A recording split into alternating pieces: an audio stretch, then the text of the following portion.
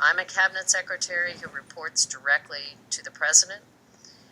Demi has only 13 million more Twitter followers than I do, so her voice can be heard. Now, Demi could have easily chosen to deal with her mental illness and substance abuse challenges in private. Everyone would have understood if she decided not to speak out about what she was going through. Instead, she decided to make it her personal mission to use her experience to help other young people who are struggling with the same challenges. For millions of young Americans, Demi is not only an encouraging voice and a powerful advocate, she's living proof of what we know to be true, that treatment works, that recovery is real, and that people with mental challenges can make incredible contributions to their communities and country if they get the care they need. For her courage and commitment as an advocate, it's my pleasure today to present this special recognition award to Demi for being a passionate advocate for America's young adults. I want to thank her for being here. Thank you, Demi. Thank you for the message of hope and resilience that you express and embody every day. And if you join me here at the podium, I get the pleasure of giving you this award.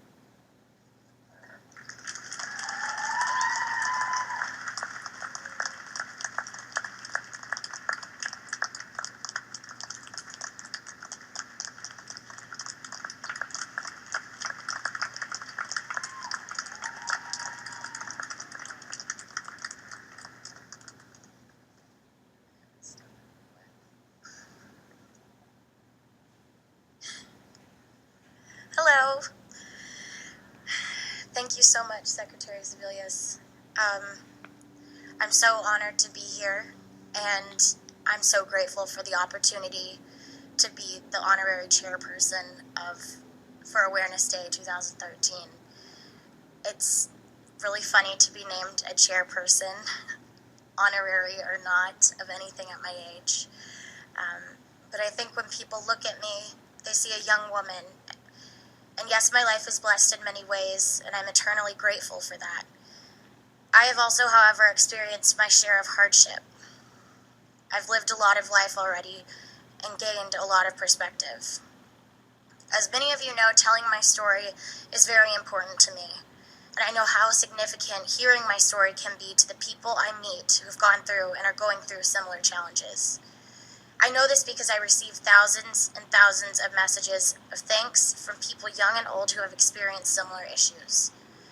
So I can testify that there are a lot of young people out there who need to connect with someone, anyone willing to listen. I grew up in the public eye from a very young age, but the issues I dealt with were very normal. Like many, I felt the pressure to be perfect, to look perfect. And that pressure wears on kids, and especially young women. But now imagine those feelings while struggling with a mental health issue or substance use. You're constantly asking yourself, what will happen if people know my diagnosis? What if they don't want to be my friend anymore? Will they judge me? Will they support me? For me, it was more complicated. Would I lose my career doing what I love? Will I be still able to sing and act? I pretended for a long time to be okay so that I could continue to work. I didn't want to lose that part of my life. Because I love most about touring and making music is the connection that I make with my fans. It's indescribable. As Betty Ford once says, I think that's what we're here on this earth for, to help others. And if you can, you ought to do it. And that's why I'm here today, to tell young people who are asking themselves those questions, uncertain of what lies ahead, that they are not alone. There are people that they could talk to, people that can help. But I'm also here to tell the adults in the crowd who think they're already too overcommitted to take any time to get to know a young person. Please think again. It could be a family member, a neighbor, a fellow student, even a band member. The data that Administrator Hyde shared today shows that social connections really do make a difference in how people perceive themselves, whether they feel confident to get or keep a job, or motivated to even fill out that college application. My families and my friends really pulled together for me. I wasn't happy about their intervention, of course, until I realized how much they cared. They just wanted me to be healthy and happy again. And without music, it would be hard for me to stay in recovery. It's not an easy balance. Sometimes touring can take a lot on me. But it's where I feel the most strong too. When you have a mental health issue or you're suffering through substance abuse, you're going to have days when you struggle. But healing is the first step to resilience, to getting to that point where you can say, I will not let my past define who I am today. Thank you for letting me be a part of your briefing today. I'm a survivor of mental health and addiction issues, and I am not ashamed. In fact, I'm more than honored to be here. Thank you.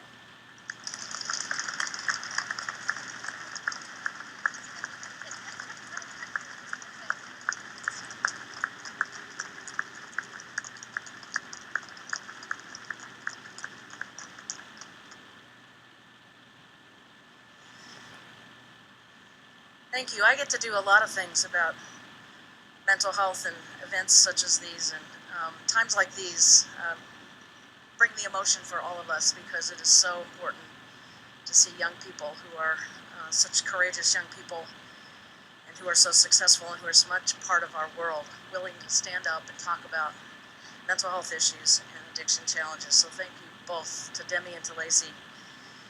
I do want to thank all the participants who took the time today and every day to make children's mental health a priority, and thanks especially to CDC and to CMS and to Ileana and Cindy for your partnership and your commitment, and as I said, to Lacey and Demi for your courage and advocacy. Your voices do matter.